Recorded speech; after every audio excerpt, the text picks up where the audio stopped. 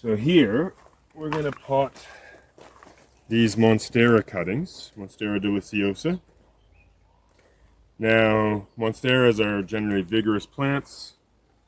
They will fill a 20 centimeter pot very quickly, and instead of that, we're going to put them into a 25 centimeter pot at the moment, and we're going to put a pole for it to climb up.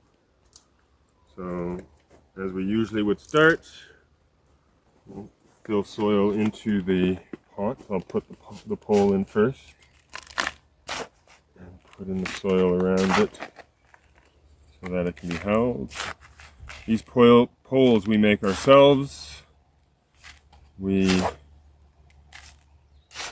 need to give them something to climb on, and they'll be able to use their roots to attach to this hemp rope that we've put around this pole.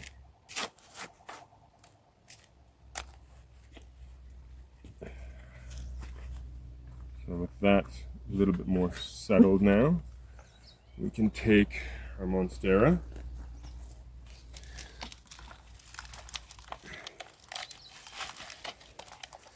Now this guy has, as you can see, been growing in this pot for quite a while. I'm just going to knock a bit of soil off the base of the roots here.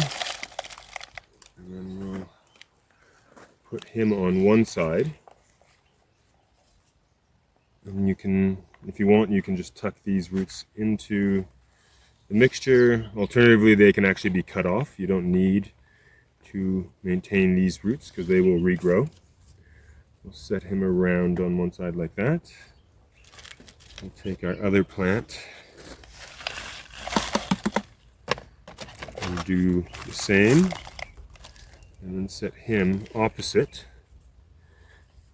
and do it in such a way that they're going to be able to start climbing on opposite sides of the pole, and then start to add in more compost.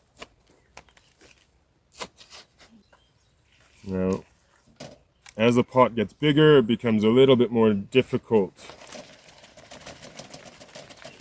to handle, but you can still shake it to settle soil, pushing some of those roots down further back into the soil. And we'll top this up. We'll top it up fairly high on this one as well, because as soil settles, it'll go down a little bit. Just give it another shake, stabilizing the plants, and tap it. And there we go, we've got one. So the next step will just be to get some twine, tie these in so that they are in connection to the pole.